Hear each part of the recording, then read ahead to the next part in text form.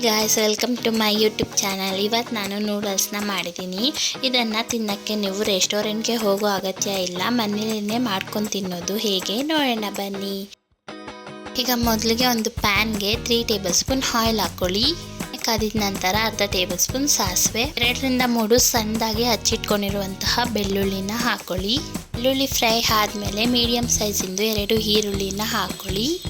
ಈರುಳ್ಳಿನ light brown shade ಬರೋ ಹಾಗೆ ಫ್ರೈ ಮಾಡ್ಕೊಳ್ಳಿ. ಹಾಗೆ ಒಂದು ವಿಡಿಯೋ ಇಷ್ಟ ಆಗಿದ್ರೆ ಲೈಕ್ ಮಾಡಿ.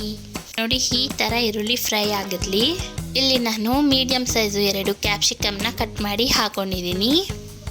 ಹಾಗೆ ಒಂದು ದೊಡ್ಡ ಸೈಜಿಂದು ಕ್ಯಾರೆಟ್ನ ತುರಿದು ಹಾಕೊಂಡಿದ್ದೀನಿ. ನೀವು ಕಟ್ ಮಾಡಿ ಸಹ ಹಾಕೊಬೋದು. ಹಾಗೆ ಅರ್ಧ ಕಪ್ ಹುಳ್ಳಿಕಾಯಿ. ಈಗ ಈ ತರಕಾರಿಗಳನ್ನೆಲ್ಲ ಫ್ರೈ ಮಾಡ್ಕೊಳ್ಳಿ. ತರಕಾರಿಗಳನ್ನ ಫ್ರೈ ಮಾಡ್ಕೊಬೇಕಾದ್ರೆ ಬಾಣಲಿ ದಪ್ಪ ತಗೊಳ್ಳಿ, ಯಾಕಂದರೆ ಸೀದೋಗಲ್ಲ. ಈಗ ನೋಡಿ, ತರಕಾರಿ ಎಲ್ಲ ಚೆನ್ನಾಗಿ ಬೆಂದಿದೆ. ಈಗ ನಾವು ಬೇಯಿಸಿಟ್ಕೊಂಡಿರುವಂತಹ ನೂಡಲ್ಸ್ನ ಹಾಕೊಳ್ಳೋಣ. ಇಲ್ಲಿ ನಾನು ಫಸ್ಟೇನೆ ಬೇಯಿಸಿಟ್ಕೊಂಡಿದ್ದೆ ನೂಡಲ್ಸ್ನೆಲ್ಲನೂ. ಈಗ ತರಕಾರಿ ಮತ್ತು ನೂಡಲ್ಸ್ನ ಮಿಕ್ಸ್ ಮಾಡ್ಕೊಳ್ಳಿ.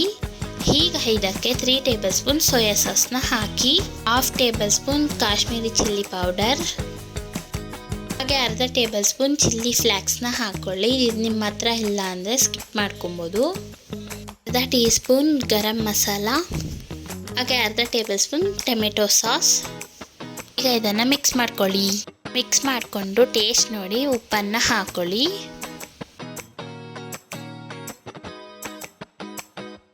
ಈಗ ನೂಡಲ್ಸ್ನ ಸರ್ವ್ ಮಾಡ್ಕೊಳ್ಳೋಣ ಬನ್ನಿ. ಈಗ ನೋಡಿ ಗೈಸ್, ಎಷ್ಟು ಟೇಸ್ಟಿಯಾದ ನೂಡಲ್ಸ್ ರೆಡಿ. ಎಷ್ಟು ಸಿಂಪಲ್ ಆಗಿ ಮಾಡ್ಕೊಬೋದು ಅಲ್ವಾ?